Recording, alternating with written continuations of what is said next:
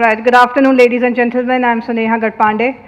Uh, Thank you, Sanjay. Thank you, Mr.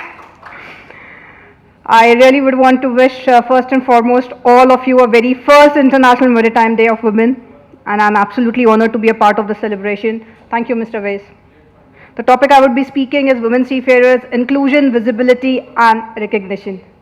So let's begin. I will not take much of your time. I'll keep it very short, crisp, and precise. I only want to put my points very, very clear because at every event, there is maritime industry, a very big industry. However, women seafarers are a very minute part of it, very minute.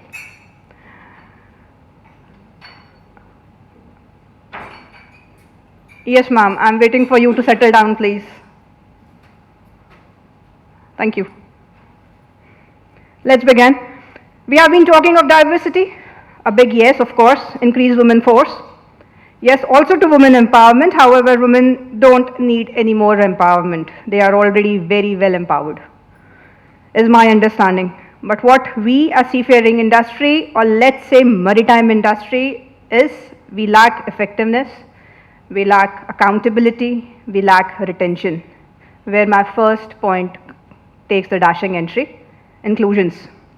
If I have to put it in a nutshell, I would say inclusion is access. Access explores the importance of a welcoming environment and the habits that create it. It's about the feel, the environment, the culture that's in the place that you are in. Where arises the question, do we have that? Number two, attitude. Attitude looks at how willing organizations are to embrace inclusions and diversity and to take meaningful action. So ask yourself, how willing are you to actually make it happen? Number three, choice. Choice is all about finding out how options people want and how they want to get involved. If you offer a lot of options to take advantage of, then you are likely to get more diverse people involved in your activities. Do we do that? Partnerships. Partnerships looks at how individual and organizational relationships are formed and how effective they are. And I emphasize the word effective here. Number five, communication. Communication examines the way we let people know about the options to get involved and about the culture. Here I would highlight who and most importantly how. How are we able to comprehend our communication effectively? Number six, policy. Policy considers how an organization commits to and takes responsibility. I repeat, how it takes the responsibility for inclusion. Number seven, the greatest, opportunities. Opportunity explores what options are available for people. This is similar to choice, but it's not the same. Opportunities is about what do you want to do, not what we are giving. So are you and your organization inclusive? I move towards my second agenda, visibility. My statement here will be very crisp and precise. How many women committees in any maritime organization or shipping companies or so-called maritime event comprises of a present generation women seafarers, or even their feedback? It's like we are expecting a chartered accountant to draw a biological diagram so that we can learn anatomy. I quickly draw my last card, recognition. Same, let me get straight to the point. Why a maritime graduate candidate is seen as nothing without sailing? Why can't they have options other than sailing? Example, let's say to be a PSC inspector or a terminal inspector or a loading inspector, and so on. Why we look for a master mariner or chief engineer for a shore vacancy, or these days say chief officer or second engineer as well? Let's for one instance say because we are committed to have diversity. So by default question arises, how many of these ranks that you are looking for shore opportunities, master, chief engineer, chief officer, second engineer, have your organization created? Ask yourself.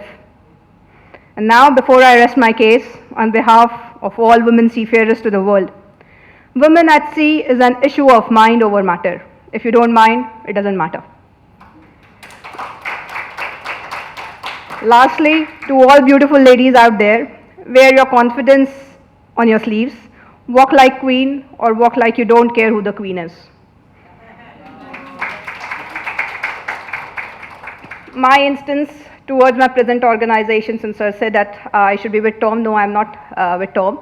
Tom is the place where I got my command. It's to be an honored. I cannot express it that they had their first captain. They had their first female captain in a Danish organization, hails from India, and that is me.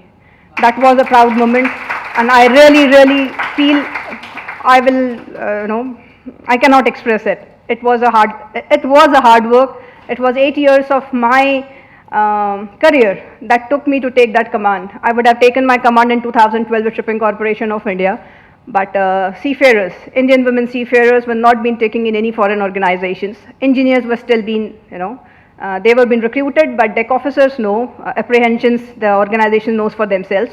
I will not pinpoint them. But to take a break into a foreign organization was a big effort. I was like, for 5 years I was mate, only to prove this point that if there is anything else that I'm supposed to be doing, throw it at me and let me take my command. So yeah, I was a Cold War between, I don't know whom, but it was a Cold War. Presently I'm serving for Hafnia Tankers, Singapore. I'm based in Singapore. Thank you. I'm working as a marine superintendent there. Of course, has to be the only one in the marine team. Hafnia, I would want to put up a word from their side, the reason that pulled me towards Hafnia. Because of the general stance of diversity, which is very simple. Hafnia considers ourselves as an active and leading voice in the industry. As a committed signatory to the Charter for More Women in Shipping, they consider diversity as a crucial business imperative, and it is high on their agenda. They have ambitious goals for women to represent 40% of the workforce on shore. I'll take that point, not 40%, there should be 100%, but we do not want to be cursed by men. Since this topic has come, let me tell you an incident that has come across when I was in Mexico and I was a third mate. The pilot who boarded my vessel was literally cursing me from the gangway till the bridge that you are here to take away our son's job. We have to be with the pilot for next 12 hours. Anyways, Hafnia by 2024 are continuously launching initiatives to foster a more diverse and inclusive workforce on shore and at sea. They are continuously reviewing policies on how they can make family planning more fitting with life at sea regarding work, contracts, compatibility. Should the work environment not fit family planning circumstances or life circumstances, they are doing their best to create roles to keep employees within the Hafnia family, there where I talk about retention.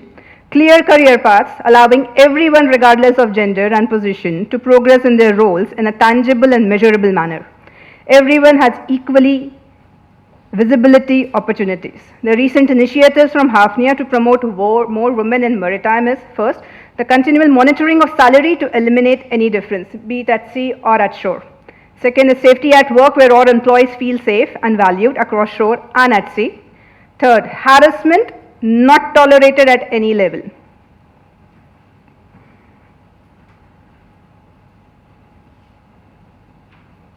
There are disciplinary measures which I will not speak up right now, but yes, I vouch for them. They are strong. And the last one, tangible and long-term efforts to help women feel safer in the workplace, especially at sea.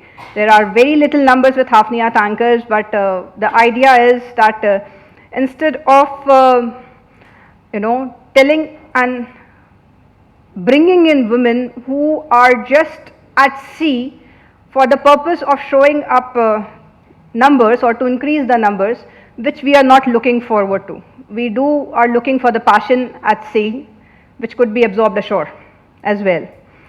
They are also included in two very fantastic programs which nobody has, as a seafarer I have not heard about. They have a participation in the Diversity Study Group, a confidential web-based program for equality, diversity and inclusion assessments.